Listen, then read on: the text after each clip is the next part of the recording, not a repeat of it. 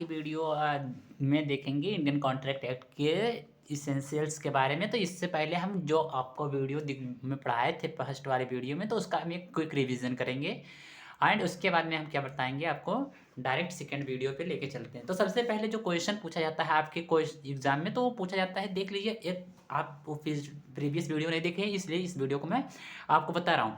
देखिए, सबसे पहले पूछा जाता है कि ये इसका जो इन्फोर्समेंट डेट है, यानी कि जब ये फोर्स में आया तो उसका डेट क्या है, तो 1 सितंबर 1872 है। ये आपको डेट जो पूछ लिया जाता है आपके वाइबा में, आपके इंटरव्यू में। उसके बाद में प्रपोजल क्या होता है, प्रपोजल 2A में है, डिफाइन है, देख लीजिएगा। इसके बाद में एक्सेप्टेंस क्या होता है, 2B में डिफाइन है। और एग्रीमेंट, एग्रीमेंट 2E में डिफाइन है। अब देखिए, इसके बाद में मैं आपको बताया था कि एक्सेप्टेंस यानी कि जो एग्रीमेंट है वो कैसे बनता है। तो जो प्रपोजल है, जो प्रपोजल है वो एक आदमी को दिया जाता है और वो क्या करता है, उस पर अपनी एक्सेप्टेंस कर लेता है, यानी कि वो अपनी सहमति दे देता है, तो वो एग्रीमेंट बन जाता है। ये प्रीवियस वीडियो में मैंने आपको बताया था। इसके बाद में आपने देखा कि एग्रीमेंट कितने प्रकार से होते हैं। तो एग्रीमेंट 3 प्रकार से होते हैं। कैसे? एक वाइड एग्रीमेंट हो जाएगा, एक एग्रीमेंट डायरेक्ट कॉन्ट्रैक्ट बन जाता है। अब कॉन्ट्रैक्ट बनने के लिए उसमें क्या जोड़ना होता है, जैसे एग्रीमेंट में अगर हम कंसिडरेशन जोड़ देते हैं, क्या जोड़ देते हैं, कंसिडरेशन जोड़ देते हैं, तो क्या हो जाता है, कॉन्ट्रैक्ट हो जाता है। अब एक देखिए, वाइडेबल एग्रीमेंट होता है, एक वाइड एग्रीमेंट होता है। कौन कौन से एग्रीमेंट होते हैं, यहाँ देख लीजिए, आपको देखने को मिल रहा है wide agreement and voidable agreement. अब वाइड एग्रीमेंट जो शून्य हो जाते हैं, जिसको हम इन्फोर्स नहीं करा सकते हैं, वाइडेबल एग्रीमेंट जिसे हम इन्फोर्स करा सकते हैं, वो भी जो इस कॉन्ट्रैक्ट के अंदर होते हैं वही करा सकते हैं, तीसरी पार्टी नहीं करा सकती है। ये प्रीवियस वीडियो में मैंने आपको बताया था। अब इसके बाद में हमने बताया कि जैसे एग्रीमेंट को 2 प्रकार से हम डिवाइड कर सकते हैं, social obligation and legal obligation. अब देखिए, जो सोशल ऑब्लिगेशन होता है उसे हम कॉन्ट्रैक्ट नहीं कहते हैं। जैसे पति पत्नी के बीच में, जो हस्बैंड एंड वाइफ के बीच में जो एग्रीमेंट होता है, यानी कि उसे हम कॉन्ट्रैक्ट नहीं कह सकते हैं। और लीगल में आपको पता ही है कि हाँ, लीगल जो एग्रीमेंट कॉन्ट्रैक्ट होगा या लीगल एग्रीमेंट होगा, वो क्या कहलाएंगे, कॉन्ट्रैक्ट कह सकते हैं। एग्जाम्पल जैसे आपने जैसे यहाँ पे भी देखा भी होगा कि एक जो एग्रीमेंट होता है, जब सिनेमा हॉल में जाते हैं तो वहाँ पे वो कैसा नेचर का होता है, सोशल नेचर का होता है। और सोशल नेचर का जो है इंडियन कॉन्ट्रैक्ट एक्ट के अंदर कवर नहीं किया जाता है। ये प्रीवियस वीडियो में मैंने आपको बताया था। अब आइए देखते हैं इसेंशियल्स ऑफ वैलिड कॉन्ट्रैक्ट। तो इसेंशियल्स ऑफ वैलिड कॉन्ट्रैक्ट को मैं आज के वीडियो में डील करूंगा। तो इसेंशियल्स ऑफ वैलिड कॉन्ट्रैक्ट आपको कहाँ पे देखने को मिलता है, सेक्शन 10 के अंतर्गत देखने को मिलता है। सेक्शन 10 के अंतर्गत आपको कितने टर्म देखने को मिलते हैं, तो 6 टर्म, यानी कि ABCDE करके जो यहाँ पे देखने को मिलेंगे। अब आप इस वीडियो को देख रहे हैं तो इसमें आपको कुछ क्या दिया जाएगा, एक्स्ट्रा चीज़ें दी जाएंगी जो आप पढ़ रहे हैं, वो अपने कॉमन सेंस पे बताएंगे। तो agreement, free consent, competency of the parties, lawful consideration, lawful object, ये सब तो अभी देखेंगे ही। लेकिन जब आप इस वीडियो को देख रहे हैं तो आपको कुछ फ़ायदा होना चाहिए। क्या फ़ायदा होना चाहिए, इसमें कुछ इसेंशियल्स और बढ़ाइए। इसेंशियल्स अपने मन से लिखिए। कौन कौन से, तो आप देखेंगे 2 पार्टीज होनी चाहिए। क्या आप खुद से कॉन्ट्रैक्ट कर सकते हैं, उसे वैलिड कॉन्ट्रैक्ट कह सकते हैं, तो नहीं कर सकते हैं। तो इसमें दो पार्टीज होनी चाहिए मिनिमम। कितनी पार्टीज होनी चाहिए, 2 होनी चाहिए। और लीगल रिलेशनशिप होना चाहिए, और जो है लीगल फॉर्मेलिटीज़ के लिए ही होना चाहिए। सर्टेनिटी मीनिंग होनी चाहिए, और पॉसिबिलिटी ऑफ परफॉर्मेंस होना चाहिए कि वो जो कॉन्ट्रैक्ट हो रहा है उसको परफॉर्म किया जाए, उसको पूरा किया जाए। ये आपने देखा। अब इसेंशियल्स देखे हैं। अब इसेंशियल्स जो अभी आपने देखा, जो मैंने आपको एक्स्ट्रा बताया, 2 पार्टीज, यानी कि there should be at least 2 parties होनी चाहिए फॉर अ कॉन्ट्रैक्ट। कॉन्ट्रैक्ट के लिए ऑफर होना चाहिए। ऑफर जैसे जो ऑफर मतलब जो प्रपोजल और ऑफर जो है सेम वर्ड है, सिनोनियम्स कर सकते हो आप। तो देखिए, ऑफर किसे कहते हैं, दियर शेल बी एन ऑफर और प्रपोजल बाय 1 पार्टीज। अब मतलब ये और बी है, ये और बी है, तो ये अगर इसको कुछ कहती है तो ये क्या दे रही है, वो ऑफर दे रही है, किसको, बी को ऑफर दे रही है। अब किसका ऑफर दे रही है, हो सकता है कि कहीं जाने का ऑफर दे रहा हो सकता है कहीं, हो सकता है कहीं कोई प्रपोजल दे रहा हो कि हाँ हम चलते हैं, कोई बिजनेस करते हैं, किसी प्रकार से भी हो सकता है। तो ये ऑफर हो जाएगा, ये के द्वारा बी को कुछ कहना ऑफर हो जाएगा। जैसे आप दुकानदार के पास जाते हैं, सामान मांगते हैं, तो आप ऑफर देते हैं। एंड एक्सेप्टेंस, अब देखिए, अब ये और बी जैसे आपने देखा, और जैसे ये ने इसको ऑफर दिया, बी ने उसे एक्सेप्ट कर लिया, क्या कर लिया, एक्सेप्टेंस दे दिया, जैसे वो क्या हो जाता है, एग्रीमेंट हो जाता है। अब ये एग्रीमेंट जब हो जाएगा तब क्या होगा, एग्रीमेंट होने के बाद में जब उसमें क्या हो जाएगा, एग्रीमेंट होने के बाद में जब उसमें कंसिडरेशन ऐड होता है, कंसिडरेशन मतलब होता है उसमें कुछ आपको जैसे ऑफर दिया, आपने बी से, ये और बी हैं, ये ने इनको ऑफर दिया कि आप मेरी कार खरीद लीजिए, ये ने ऑफर दिया कि आप मेरी कार खरीद लीजिए। अब बी ने कहा हाँ ठीक है हम खरीद लेंगे। अब बी कार लेकर चला आया, अब बी कार लेकर चला आया, इसको पैसा अगर नहीं दिया तो वो कॉन्ट्रैक्ट नहीं होगा, और इसको कॉन्ट्रैक्ट करने के लिए बी को कुछ पैसे देने होंगे। हो सकता है पैसा भी हो सकता है कोई वादा हो, कुछ भी हो सकता है।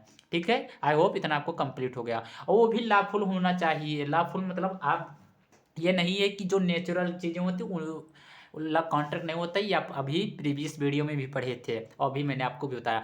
लॉफुल ऑब्जेक्ट होना चाहिए, यानी कि जो पर्पज है कॉन्ट्रैक्ट का वो कैसा होना चाहिए, लॉफुल होना चाहिए।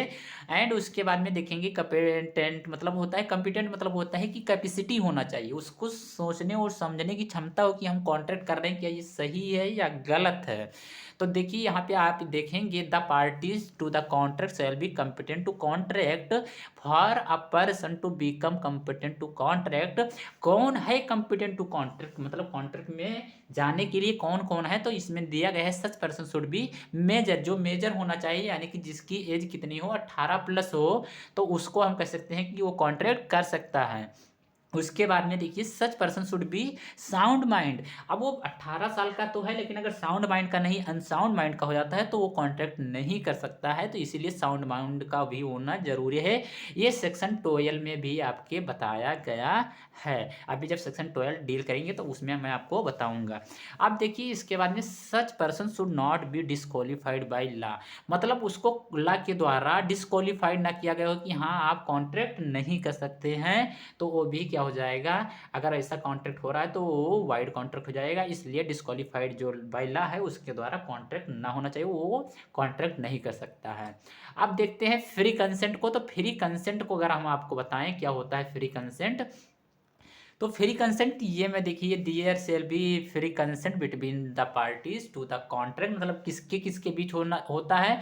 अब मान के चलिए हम और आप कॉन्ट्रैक्ट कर रहे हैं, तो क्या तीसरा पार्टी जो आ रहा है वो अपनी कंसेंट दे रहा है तो वो कॉन्ट्रैक्ट वैलिड होगा, नहीं होगा। इसीलिए कह रहा है there shall be free consent between, देखिए बिटवीन वर्ड बहुत इंपॉर्टेंट है, between the parties of the contract. जो कॉन्ट्रैक्ट कर रहे हैं उन्हीं पार्टी का क्या होना चाहिए, फ्री कंसेंट होना चाहिए। अब कंसेंट इज सेड, मतलब कंसेंट हो सकता है, कैसे हो सकता है, तो देखिए consent is said be free, कब फ्री हो सकता है, when the following elements of are absent, मतलब ये अब्सेंट ना हो। कौन कौन से एलिमेंट है जो अब्सेंट हो, मतलब सॉरी अब्सेंट हो यानी कि ये वर्ड उसमें ना हो, वो इस चीज से नहीं कराया जा रहा हो। ये सेक्शन आपको 12 में और सेक्शन 14 में देखने को मिलेगा।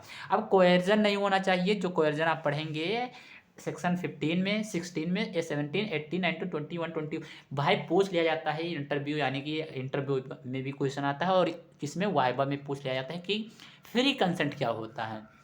तो आपको 4 शब्द का नाम लेना है, coercion, under influence, fraud, misrepresentation and mistake of fact. ये 4 चीज़ें नहीं होती हैं, ये 4 चीज़ों पर अगर कॉन्ट्रैक्ट नहीं हो रहा है तो वो कंटेंट फ्री कंसेंट माना जाएगा। अब कोएर्जन क्या होता है, इन्फ्लुएंस क्या होता है, फ्रॉड क्या होता है, तो इसका भी आगे आप डिटेल में पढ़ेंगे, जब हम आपको फ्री कंसेंट पढ़ा रहे होंगे तब उसमें बताएंगे। अब intention to create legal relationship, जैसे आपने देखा कि जो रिलेशनशिप होना चाहिए वो कैसा होना चाहिए, लीगल होना चाहिए। तो देखिए the intention of the parties to a contract must be create a legal relationship between them, मतलब दोनों के बीच में कैसा होना चाहिए, लीगल रिलेशनशिप होना चाहिए। जैसे ये हस्बैंड प्रॉमिस, मतलब एक हस्बैंड जो है प्रॉमिस करते हैं हिज वाइफ टू बट हर, देखिए क्या कहते हैं कि हम आपको नेकलेस दिलाएंगे, क्या दिलाएंगे, नेकलेस दिलाने का एक हस्बैंड जो है वो अपने वाइफ से वादा करते हैं। No oceans of her birthday, मतलब उनकी बर्थडे पे इज नॉट ए कॉन्ट्रैक्ट, तो वो कॉन्ट्रैक्ट नहीं होगा। मतलब एक वाइफ होती है जिनका बर्थडे होता है और जो उसमें हस्बैंड होते हैं वो क्या कहते हैं अपनी वाइफ को कि हम आपको नेकलेस दिलाएंगे। अब जो है ये कॉन्ट्रैक्ट नहीं है, जो वाइफ है अगर हस्बैंड जो है वो अगर नेकलेस नहीं दिलाती है तो वाइफ क्लेम नहीं कर सकती। ये आपने प्रीवियस वीडियो में भी मैंने आपको बताया था वाइफ और हस्बैंड का एक एग्जांपल, एक यहाँ पे भी देखने को मिला है। अब इसके बाद में देखिए पॉसिबिलिटी ऑफ परफॉर्मेंस की, हाँ हम कैसे पॉसिबिलिटी करते हैं, कैसे परफॉर्मेंस, पॉसिबिलिटी और परफॉर्मेंस की ज़रूरी है। The agreement should be capable, मतलब जो एग्रीमेंट है वो कैसा होना चाहिए, कैपेबल होना चाहिए ऑफ बीइंग परफॉर्म्ड, मतलब लोगों के द्वारा जो है जिसके द्वारा परफॉर्म किया जा रहा है वो एग्रीमेंट कैपेबल होना चाहिए परफॉर्म करने के लिए। जैसे ये प्रॉमिस करता है बी से to bring rain fall through magic, मतलब कि जो बारिश हो रही है उसको रोक देंगे हम एक किसके द्वारा, तो मैजिक के द्वारा। तो क्या ये एग्रीमेंट परफॉर्मेंस किया जा सकता है, क्या कोई बारिश को रोक सकता है, नहीं रोक सकता है, तो इसलिए कहा गया है such agreement can not be enforce, ऐसा एग्रीमेंट इन्फोर्स नहीं किया जा सकता है, इसलिए ये वाइड हो जाएगा। आई होप आपको इतना क्लियर हो गया होगा। अब देखिए लीगल फॉर्मेलिटीज़ देखते हैं कि यहाँ कौन कौन सी फॉर्मेलिटीज़ होनी चाहिए। तो legal formalities in any required, मतलब जो कि जरूरी है, रिक्वायर्ड है फॉर पर्टिकुलर एग्रीमेंट, कोई भी एग्रीमेंट के लिए, सच एज रजिस्ट्रेशन। अब उसका रजिस्ट्रेशन होना चाहिए, राइटिंग होना चाहिए, लिखित होना चाहिए, दे मस्ट बी फॉलोड, जो कैसे होना चाहिए, फॉलो होना चाहिए। अब ही आपने देखा ऑफर को अगर हम डिफाइन करें तो ऑफर को डिफिनेशन सेक्शन 2A में जैसे आपको देखने को मिलेगा। तो ऑफर में देखिए when one person signifies to another, जैसे आपने अभी उस ऊपर जब आपको कल मैं वीडियो में पढ़ाया था तब उसमें भी आपने यही सेम डिफिनेशन देखे थे। तो इस डिफिनेशन आपको एग्जैक्ट लिखना है एंड सेक्शन भी मेंशन करना है। जब तक सेक्शन मेंशन नहीं करेंगे आप सोचेंगे कि मेरा नंबर अच्छा आ जाएगा, नहीं आएगा। फर्स्ट सेमेस्टर में हो, सेक्शन याद करते चलो, धीरे धीरे आपकी हैबिट हो जाएगी। अब देखिए सेक्शन ए में क्या डिफाइन है, तो ऑफर डिफाइन है जिसे हम प्रपोजल भी कहते हैं। ऑफर और प्रपोजल में कंफ्यूज नहीं होना है। तो when one person signifies to another his willingness to do और abstain from doing anything with the view to obtaining the assent of that other to such act, abstinence is said to make a proposal। अब देखिए यहाँ पे proposal word use हुआ है, तो proposal और offer में कोई दिक्कत नहीं है, आप कंफ्यूज नहीं होंगे। आप एग्जाम में अगर हो सकता है तो मैक्सिमम प्रपोजल ही लिखना। ऑफर देखिए वो जर्नल वर्ड होता है और जो प्रपोजल होता है ये लीगल टर्म होता है। आई होप इतना आपको कंप्लीट हो गया। अब हम देखेंगे टाइप ऑफ ऑफर, ऑफर कितने प्रकार से होते हैं। तो अगर टाइप ऑफ ऑफर की बात करें तो general offer, specific offer, express offer, implied offer, counter offer, cross offer, standing offer. अब इन ऑफर के बारे में हम आपको यहाँ पे बताएंगे, इसके बाद में आप पढ़ेंगे इसेंशियल्स ऑफ वैलिड ऑफर की, कब आप वैलिड ऑफर देते हैं। तो देखिए जनरल ऑफर मतलब होता है जो सबके लिए हो, जैसे it is an offer to the whole world, मतलब पूरे दुनिया के लिए हो। जैसे अब प्रधानमंत्री यानी कि प्राइम मिनिस्टर के द्वारा अगर कोई ऑफर दिया जा रहा है तो सबके लिए होगा कि हाँ। अब देखिए ऑफर सबके लिए होगा। अगर आप अपनी कार बेच रहे हैं, अगर आप अपनी कार बेच रहे हैं, अब स्पेसिफिक हो सकता है कि आप अपने भाई को दे रहे हो सकता है किसी को दे रहे हो, लेकिन आप उसका अब क्या कराते हैं, अनाउंसमेंट कराते हैं, तो वो जनरल ऑफर में आ जाएगा। स्पेसिफिक ऑफर अब देखिए एक एग्जाम्पल के माध्यम से हम देखें तो स्पेसिफिक ऑफर वो हो जाएगा ऑफर, जैसे लिखा है it is an offer made to particular person, मतलब पार्टिकुलर पर्सन एक आदमी के लिए बनाया जाता है और ग्रुप ऑफ पर्सन या फिर ग्रुप ऑफ पर्सन के लिए बनाया जाता है, तो उसे स्पेसिफिक ऑफर कहते हैं। जैसे आपने क्या किया, जैसे कॉलेज में अगर कोई फेस्ट या कॉलेज में जब कोई प्रोग्राम होता है तो वो एक स्पेसिफिक ऑफर होता है कि जो कॉलेज के बच्चे हैं वो क्या करेंगे, उसमें भाग लेंगे, उसका पार्ट बनेंगे, तो वो क्या हो जाएगा, स्पेसिफिक ऑफर हो जाएगा किसके द्वारा, तो कॉलेज के द्वारा। ऐसे स्पेसिफिक ऑफर जैसे उसमें एक लोग होंगे, दो लोग होंगे, हो सकता है कॉलेज के सभी लोग हों, तो वो क्या हो जाएगा, वो हो जाएगा। अब मान के चलिए कोई ऐसा फेस्ट कराया जा रहा है जिसमें अलग अलग कॉलेज से लोग आ रहे हैं, तो वो आपका जनरल ऑफर हो जाएगा। एक्सप्रेस ऑफर किसे कहते हैं, तो देखिए एक्सप्रेस ऑफर मतलब it is an offer which is made by word either oral और रिटन, मतलब जो बोल के और लिख के बताया जाता है उसे हम कहते हैं एक्सप्रेस ऑफर। तो एक्सप्रेस मतलब कंफ्यूज नहीं होना, एक्सप्रेस मतलब ओरल और रिटन। अब कभी कभी एग्जाम में मतलब जो एग्जामिनर होता है, जो वाइवा होता है, तो उसमें पूछ लिया जाता है एक्सप्रेस ऑफर और इम्प्लॉयड ऑफर किसे कहते हैं। तो एक्सप्रेस ऑफर जो ओरल और रिटन होता है, और रिटन और employed offer it is an offer which is made by conduct of the gesture of the parties. भाई बहुत इंपॉर्टेंट है, पूछा जाता है 100%। अगर आप जब अपना प्रैक्टिकल फाइल बनाएंगे अगर ये लिख रहे हैं तो आपसे ज़रूर पूछा जाएगा, देख लेना। तो gesture of the of parties, मतलब जो गेस्चर होते हैं पार्टीज के जो भाग पार्ट होते हैं उनकी कंडक्ट के द्वारा जो चीज़ बताया जाता है, यानी कि जो ऑफर बनता है तो उसे हम इम्प्लाइड ऑफर कहते हैं। अब काउंटर ऑफर जो बात करें तो काउंटर ऑफर मतलब होता है कि पत्र के द्वारा किसी को ऑफर देना। जैसे काउंटर ऑफर, व्हेन ये person to whom the offer is made does not accepted of the offer as it is the counters, देखिए काउंटर्स लिखा है यहाँ पे, counter the condition, this is called counter offer. जहाँ पे काउंटर्स का use हुआ है इसी को हम काउंटर ऑफर कहते हैं। जैसे आप क्या करते हैं जब कोई पत्र भेजना होता है, जैसे आप मान के चलिए क्या है पत्र, मैं बताता हूँ। आज के डेट में तो पत्र का काम नहीं होता है, लेकिन जब कोई आपका, जैसे आपका क्या आता है, आज की डेट में सभी लोग आधार कार्ड सबके पास है, आई होप मैं मानता हूँ आधार कार्ड सबके पास है। आधार कार्ड क्या होता है, पत्र के द्वारा आता है। अब जब वो काउंटर में पहुंच जाता है, जब वो काउंटर में पहुंच जाता है तो वो ऑफर तो दे चुका है, लेकिन जब तक वो आपको नहीं मिलेगा क्या वो ऑफर माना जाएगा, वो कॉन्ट्रैक्ट माना जाएगा, इस नहीं माना जाएगा तो वही जो आधार का जो आप एग्जाम्पल समझ सकते हो वो आपका काउंटर ऑफर में आ जाएगा। अब देखते हैं क्रॉस ऑफर एंड उसके बाद में हम देखेंगे स्टैंडिंग ऑफर या स्टैंड ऑफर कहते हैं। Cross offer when to offers of same terms, मतलब कोई सेम टर्म्स के लिए अगर या सेम कंडीशन के लिए अगर कोई ऑफर किया जाता है तो उसे हम क्रॉस ऑफर कहते हैं, each other at the same time, it is called cross offer. मतलब कैसा कैसा, तो यहाँ पे दो वर्ड यूज हुआ है जो आप लिख सकते हैं, same terms and same condition के लिए अगर कोई ऑफर किया जाता है तो उसे हम क्रॉस ऑफर कहते हैं। अब स्टैंडिंग ऑफर देखिए, तो स्टैंडिंग ऑफर में आप देखेंगे an offer is standing offer, it is intended to remain open for specified period, मतलब जो है ये एक स्पेसिफाइड पीरियड के लिए ही बनाया जाता है। जैसे कि आप स्टैंड ऑफर में आप अपने प्रचार लिख सकते हैं, आप अपनी कंपनी का प्रचार लिख सकते हैं, आप जैसे हम अपने चैनल का कोई प्रचार लिख सकते हैं। ये सब हो जाएगा जो जिसे प्रचार किया जाना किसी कॉलेज के द्वारा, तो वो सब क्या हो जाएगा, स्टैंडिंग ऑफर हो जाएगा, जो स्पेसिफिक टाइम के लिए ही बनाया जाता है, थोड़े समय के लिए ही बनाया जाता है। अब देखिए देखते हैं इसेंशियल्स ऑफ वैलिड ऑफर, कब ऑफर वैलिड होगा। तो इसके लिए देखिए अभी आपने पढ़ा है कि contract, essentials of valid contract जिसमें free consent, undue influence, free consent में पढ़ा है अनड्यू इन्फ्लुएंस, फ्रॉड, मिसप्रेजेंटेशन, ये सब नहीं होना चाहिए। अब आप पढ़ रहे हैं ऑफर की क्या क्या इसेंशियल्स हैं, तो ऑफर में भी एक्सप्रेस और इम्प्लाइड।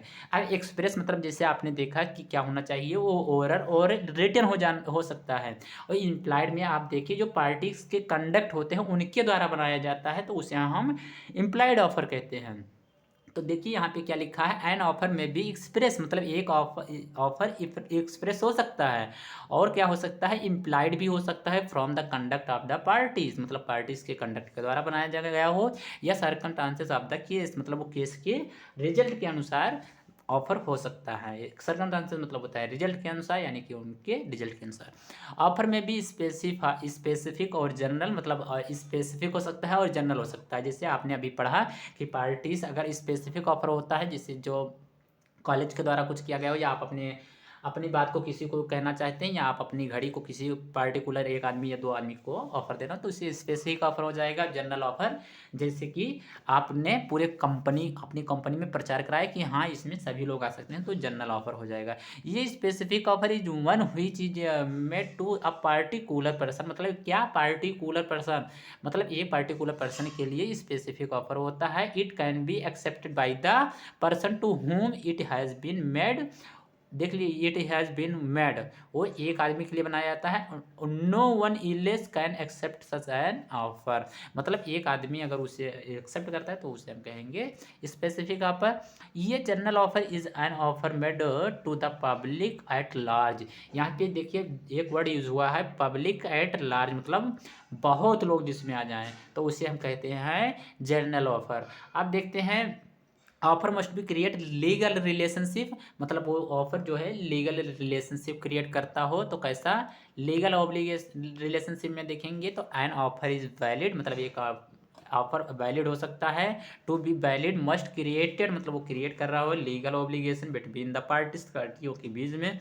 से फॉर एग्जाम्पल अगर समझें तो dinner invitation extend by to A B is not a valid contract. ठीक है, तो ये वैलिड कॉन्ट्रैक्ट नहीं होगा। ऑफर मस्ट बी क्लियर और नॉट वैगू, मतलब वो वैगू नहीं होना चाहिए, वो क्लियर होना चाहिए। उसमें ये नहीं कि हाँ कोई चीज़ मिसप्रेजेंट करके लिया गया हो, वो बताया ना गया हो।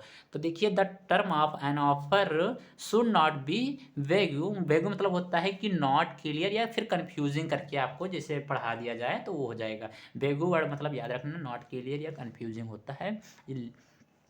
अभी ये ऑफर सेल भी फ्रूट्स, मतलब एक आदमी सेल कर रहा है फ्रूट्स का, मतलब फ्रूट को सेल कर रहा है वर्थ कितने रुपये में, तो 15,000 में, 5,000 में। This is not a valid offer since what kinds of fruits. देखिए देखिए, अब इसमें बहुत ही अच्छा एग्जांपल है। एक आदमी जो है वो फ्रूट बेच रहा है और कितने में बेच रहा है, 5,000 में बेच रहा है। अब बताइए आप क्या इस फ्रूट्स को खरीदेंगे? बहुत अच्छा एग्जांपल है। सिंपल समझिए, ये एक वैलिड ऑफर नहीं है इसमें, क्योंकि फ्रूट्स की बात की गई है। अब फ्रूट्स कौन सा फ्रूट्स है? पपाया है, मैंगो है, पाइनएप्पल है, क्या है, ये डिक्लेयर नहीं किया गया है। तो ये आपका जो है स्पेसिफिक ऑफर नहीं होगा, ये आपका ऑफर मेंशन नहीं है, इसीलिए इसे हम कहेंगे फ्रू। देख लीजिए, ये स्पेसिफिक और क्वालिटीज़ आर नॉट मेंशन, इसमें जो क्वालिटीज़ है वो मेंशन नहीं है, इसलिए ये ऑफर नहीं होगा। या इसका जो प्राइस है इसमें आप क्वेश्चन करेंगे। अब देखिए, offer offer must B communicate of the offeree, मतलब जो ऑफर है, जो ऑफरी होता है, मतलब जो एक्सेप्ट कर रहा होता है वो उसके द्वारा बताया जाना चाहिए। आप एक केस ला जरूर लिखेंगे। देखिए, केस ला और सेक्शन आपको हर एक में जो मैं बता रहा हूँ वो लिख के आना है। 100% नंबर अच्छे गेन होंगे। ये आप हमारे पे छोड़ दीजिए, क्योंकि मेरी गारंटी है, मैं आपको सब कुछ दूंगा। बस आप देख लीजिए, लालमन शुक्ला वर्सेस दत्त का जो केस है, ये देखेंगे तो ये इस केस के अंदर जो फैक्ट हैं ये आप लिखेंगे। और अगर लालमन शुक्ला केस का अगर फैक्ट भी चाहते हैं तो कमेंट कीजिएगा, मैं उसका एक वीडियो बनाऊंगा जिसमें आपको सारे फैक्ट भी बताऊंगा। और मैं ये भी बता दूंगा कि आपको केसला कैसे लिखना है, क्योंकि बच्चे सोचते हैं कि हम केसला में सारी बातें जो वहाँ पे दी होती है वो लिखना है या नहीं लिखना है, बहुत कन्फ्यूजिंग होता है। तो मैं कोशिश करूँगा एक वीडियो इस पर भी लाया जाए कि जिसे आप केसला कैसे लिखते हैं, क्योंकि फर्स्ट सेमेस्टर में हम भी थे, तो जब मैं तैयारी कर रहा था तो मुझे भी बहुत दिक्कत हुई थी। लेकिन अब आपको मैं बताऊंगा अपने तरीके से कि केसला कैसे लिखना है। लेकिन देखिए, केसला लिख रहे हैं तो उसमें ज़रूरी नहीं है फैक्ट पूरा डिटेल हो, केस हो, उसका नाम हो और किस में दिया गया है ये हो। ठीक है, तो ये statement of price is not an offer, मतलब जो प्राइस है वो ऑफर नहीं है। अब देखिए, offer can not content to negative condition, negative condition में जो है ऑफर नहीं होना चाहिए। एग्जाम्पल से समझिए, ये ऑफर सेल इज काउ, एक ऑफर जो दिया जा रहा है, ये जो है ऑफर देता है काउ को सेल करने के लिए, बी फॉर 500 मतलब 5,000 रुपये में। If the offer is not reject by Monday to will be a consideration as accepted, that is not a valid contract. क्या कह रहा है इसका मतलब समझिए, ये जो है ऑफर देता है काऊ को खरीदने के लिए, और बी जो है काऊ को क्या करता है, सेल कर लेता है, खरीद लेता है 5,000 रुपये में। लियद the offer is not reject, अब ये ऑफर जो है रिजेक्ट नहीं किया जा सकता है बाई मंडे, मंडे को रिजेक्ट नहीं किया जा सकता है, क्योंकि इट विल बी कंसिडर्ड, मतलब वो कंसीडर किया गया है, एज एक्सेप्टेड मतलब एक्सेप्ट कर दिया गया है। It is not a valid offer, वो वैलिड ऑफर नहीं माना जाएगा। मतलब ये जो है, अब समझिए, ये जो है वो अपनी गाय को बेच रहा है, बी पहुंचा 5,000 रुपये दिया और इनकी गाय को खरीदने लगा। अब वो बी ने बोला कि अब 5,000 रुपया भी दे दिया। 5,000 रुपया देने के बाद में मंडे को जब अब बी आता है गाय लेने, तो वो बोलता है कि हाँ, हमने जो ऑफर दिया वो सही में नहीं दिया था, मजाक कर रहा था या कुछ भी कर रहा था। तो ये जो बी है, ये जो है, अब ये जो है, ये वो अपनी गाय को देने से मना नहीं कर सकता है। आई होप आपको इतना कंप्लीट हो गया। अब देखिए, are statement of intention is an not an offer, मतलब कोई इंटेंशन अगर है तो वो ऑफर कब नहीं होगी। 10, ये पर्सन हु अटेंड द, अब एडवर्टाइज्ड मतलब कुछ एडवर्टाइज कर रहा है, यानी कि किसी को विज्ञापन दे रहा है, place of action action could not sue for breach of contract of the equation was cancelled. जब देखिए, जब एडवर्टाइज मतलब कि कोई आप, ये होता है एडवर्टाइज मतलब अगर समझे तो कोई प्रचार दे रहा होता है। अब उस प्रचार में वो बोल दिया कि हाँ 5 दिन तक ऑफर है। अब आप छठे दिन जब पहुँचे, या 5 दिन बोला कि 5 5 दिन के बाद में प्लस 12 बजे तक। आप 1 बजे पहुँचे, अब बोले कि अब हमको लाइए, आज 5 दिन अभी पूरा हुआ है, 12 मतलब अब 12 बजे नहीं बोले, तो वो ऑफ़र क्या हो जाएगा, वो ऑफ़र कैंसल हो जाएगा, वो ऑफ़र आपको नहीं दिया जाएगा, उसके लिए आप उसको कुछ नहीं कर सकते हैं। अब डिफ़रेंस अगर हम देखा जाए तो डिफ़रेंस जैसे मैंने आपको कल भी बताया था कि डिफ़रेंस आपको किस बेसिस पे कर रहे हैं, तो ये आप डिफ़रेंस देखेंगे, जो आपने ऊपर पढ़ा है वही चीज़ें यहाँ पे नीचे आपको देखने को मिलेंगी, तो ये लिख लेंगे। अब देखिए इसके बाद में जो डिफ़रेंस देखेंगे, डिसीज़न देख लेंगे, जो ये केस है इसका। अब हम आगे बढ़ें तो एक्सेप्टेंस। अब एक्सेप्टेंस को मैं अगली वीडियो में आपको बताऊँगा, सेक्शन ये वीडियो तीसरी में आपको मैं एक्सेप्टेंस के बारे में बताऊँगा कि एक्सेप्टेंस क्या होता है, सेक्शन 2 में डिफ़ाइन है, इसके लिए क्या-क्या एसेंशियल्स होते हैं। तो आज आपने क्या पढ़ा है, इसका अगर मैं आपको थोड़ा दिखाऊँ तो ये देखिए, सबसे पहले मैं आपको और एक इन्फॉर्मेशन देना चाहता हूँ। देखिए ये पीडीएफ आपका पूरा बन चुका है और ये टेलीग्राम चैनल पे भी पहुँच चुका है। इसको आप टेलीग्राम चैनल पे जाइए, वहाँ पे फाइल वाले सेक्शन में जाएँगे, वहाँ पे लिखेंगे इंडियन कॉन्ट्रैक्ट एक्ट पीडीएफ, तो वहाँ पे आपको इसका पीडीएफ मिल जाएगा। अगर पीडीएफ आप नहीं पा रहे हैं तो कमेंट करिए, उसका वीडियो भी मैं आपको बनाऊँगा और बताऊँगा भी कि कैसे आप पीडीएफ लेंगे। या फिर आप कमेंट कीजिएगा, वहाँ पे मैं डायरेक्ट लिंक दूँगा। अब यह सब आपने आज पढ़ लिया, आज इसका दूसरा वीडियो भी आ चुका। अब अगले वीडियो में देखेंगे एक्सेप्टेंस क्या होता है। तो आज आपने कहाँ से पढ़ना स्टार्ट किया, एसेंशियल्स ऑफ वैलिड कॉन्ट्रैक्ट। आपने एसेंशियल्स ऑफ वैलिड कॉन्ट्रैक्ट पढ़ा, और क्या पढ़े, आपने पढ़ा ऑफ़र क्या होता है, ऑफ़र के एसेंशियल्स पढ़े, यानी कि टाइप ऑफ ऑफ़र पढ़े, और एसेंशियल्स ऑफ वैलिड ऑफ़र पढ़ चुके हैं। अब हम कल की वीडियो में डील करेंगे एक्सेप्टेंस, और एक्सेप्टेंस के बारे में पूरा डिटेल पढ़ेंगे। उसके बाद में हम बताएँगे कि अब communication of offer and acceptance and revocation कब होता है, कैसे हम ऑफ़र को रिवोक कर सकते हैं, इसे हम अगले वीडियो में बताएँगे। मिलते हैं अगले वीडियो में। अगर कोई डाउट है तो कमेंट कर सकते हैं, और वीडियो हमारी कैसी लग रही है, ऐसे ढेर सारी वीडियो पाने के लिए कमेंट ज़रूर कीजिए भाई। जब कमेंट करते हैं तो हमको लगता है कि हाँ, आप हमारी वीडियो देख रहे हैं, मेरे वीडियो में अच्छा कंटेंट आ रहा है। वैसे कुछ फ़ायदा ही नहीं, पढ़ा दे रहे हैं, आप पढ़ रहे हैं, कुछ वो ही नहीं मिल रहा है आपकी तरफ से। जब आपकी तरफ से हमको जब कुछ एक्शन मिलेगा, सर अच्छा पढ़ा रहे हो, या सर हमको इस चीज़ की डिमांड करोगे तो हमको अच्छा लगेगा। अब बहुत बच्चे हैं ये पीडीएफ पाएँगे, छाप लेंगे। हाँ, छापो, नोट्स बनाओ, अच्छी बात है, लेकिन कुछ कमेंट करो कि हाँ सर अच्छा वीडियो जा रहा है, या आपको अगली वीडियो इस टॉपिक पे बनाना चाहिए, आपको अगला सब्जेक्ट पढ़ाना चाहिए, तो अच्छा लगता है। मिलते हैं अगली वीडियो में, कमेंट ज़रूर कीजिएगा। Thank you.